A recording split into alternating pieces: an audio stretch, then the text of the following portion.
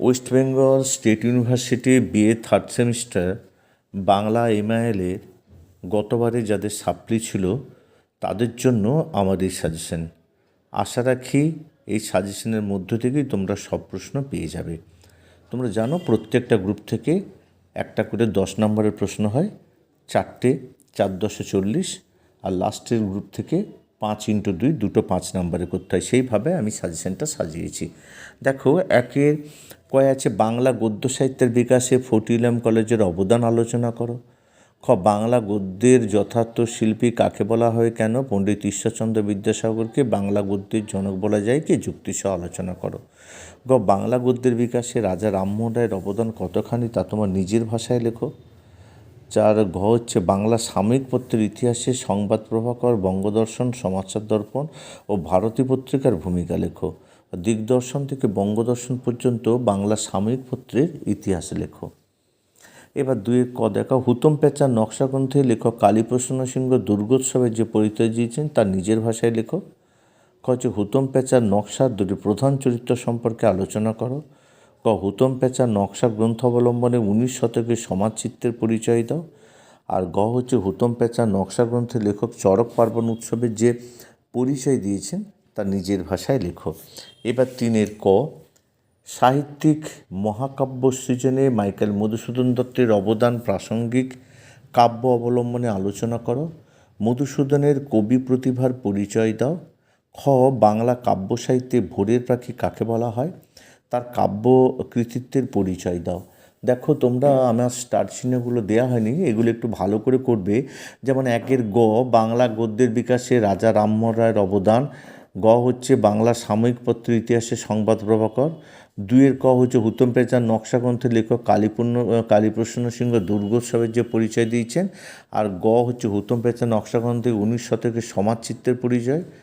ঘ হচ্ছে হুতম প্যাঁচার নকশা গ্রন্থের লেখক চড়ক পার্বণে। এগুলো ভালো করে করবে।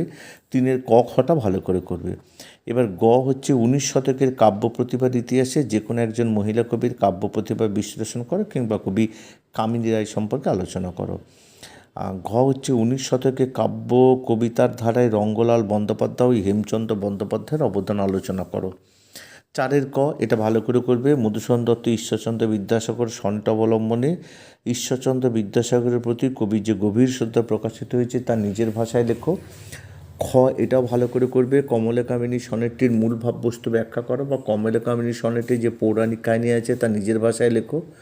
গ এটাও ভালো করে করবে কপোতাক্ষ নদ কবিতাটিতে সনেটধর্মী কবিতার লক্ষণ কতখানি ফুটে উঠেছে সে বিষয়ে আলোচনা করো। আর ঘ হচ্ছে শ্রীমন্তের টোপর সনেটটির বিষয়বস্তু উল্লেখ করে সনেটটির ভাববস্তু আলোচনা করো বা পৌরাণিক কাহিনী বর্ণনার মাধ্যমে শ্রীমন্তের টোপর সনেট হিসেবে কতখানি সার্থক তা আলোচনা করো। 5 দেখো যে কোনো দুটো বিষয় টিকা লেখো। 1 হচ্ছে যে শ্রীরামপুর, মানে দুটোর পরিচয় দাও। ক হচ্ছে টিকা লেখো শ্রীরামপুর মিশন, কমলাকান্তের দপ্তর, সীতার বনবাস, পদ্মিনীর উপাখ্যান। আর খ হচ্ছে হুতম প্যাঁচায় কলকাতার বারোয়ারি পুজোর আমোদ বিনোদনের বিষয়টা বা কলকাতা বারোয়ারি পুজোর উৎপত্তি সম্পর্কে কী জানো। তারপরে হচ্ছে যে গ হচ্ছে নকশার সংজ্ঞা বৈশিষ্ট্য। ঘ হচ্ছে বাংলা কাব্য সাহিত্যে মানকুমারী বসু ও স্বর্ণকুমার দেবীর পরিচয়। আর এবার হচ্ছে প্রত্যেকটা কোন কবিতার অংশ এবং তাৎপর্য প্রত্যেকটায়। যেমন একটা আছে দেখো যে উড়ে বাছা মাতৃকোষের রতনের রাজ্যে এ ভিখারি দশা কেন তো রাজি, যা ভিড়ি অজ্ঞান তুই যারে ভিড়ি করে। এটা কোন কবিতার অংশ, উক্তিটির তাৎপর্য। 2 নম্বর আছে যে হে বঙ্গ ভাণ্ডারে তব বিবিধ রতন তা সবে অবদামি অবহেলা করি পরধন লোভেমত্ত করিনু ভ্রমণ পরদেশে ভিক্ষাবৃত্তি কুক্ষণে আচরি। এটাও তাৎপর্য।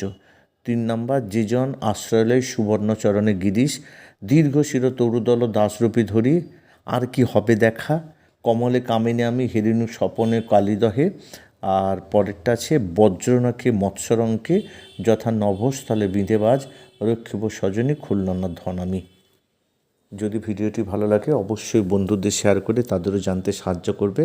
আর একটা কথা, তোমরা যদি আমার চ্যানেলে নতুন হয়ে থাকো অবশ্যই চ্যানেলটিকে সাবস্ক্রাইব করে রাখো, কারণ এই ধরনের ভিডিও, এই ধরনের নোটস সাজেশন তোমরা কিন্তু সাবস্ক্রাইব করে রাখলে প্রথম পেয়ে যাবে।